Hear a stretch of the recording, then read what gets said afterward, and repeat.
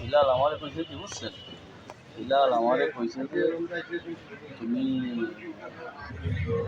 তোমার, আমি কইছি কি যে তার শিলাল আমার বলার পরে আমি কইছি সে মনের থেকে আমার ভোট দিয়ে দিচ্ছে, আমি ভোট পাইছি আমার আমি কইছি কি যে তাহলে আমি কইছি আমার ভোট আমি পাইছি, ওই যে তার কাছে সিল নিয়ে যে আমি মাইরে দিছে হিলাল আমারে ভোট দিচ্ছে। তাহলে আমার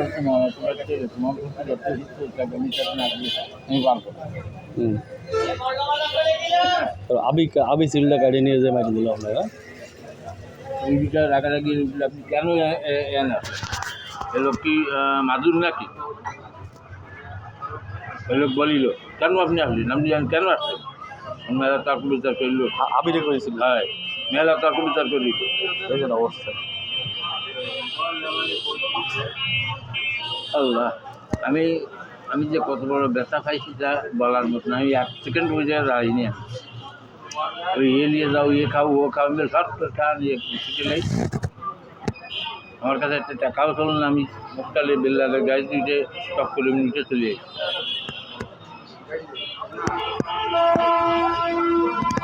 যেটা হয়েছে কাকার সামনে আরো সামনে দিন আসতেছে, আরো সুযোগ সুবিধা আসছে আর কোয়ানে আসছে। আমি জানি যে কত বড় একটা ব্যথা পাইছি আমার জীবনে, এখন ডুপ্লিকেট কাজ করি।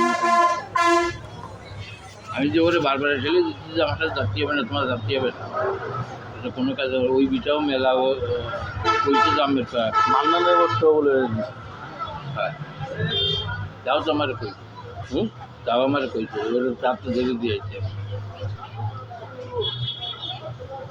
মান্নান রাতে ধরে দিয়েছে আবি।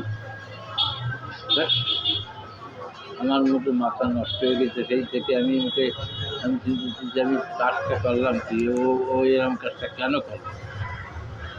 ওই জায়গাটাই মাইকে বুঝ করে দিয়ে আসলাম যে আমি সাথে যে দলের মধ্যে সেই সারাদিন বসে হাজার সাথে বেইমানি করেছে, তাই আমার কথা।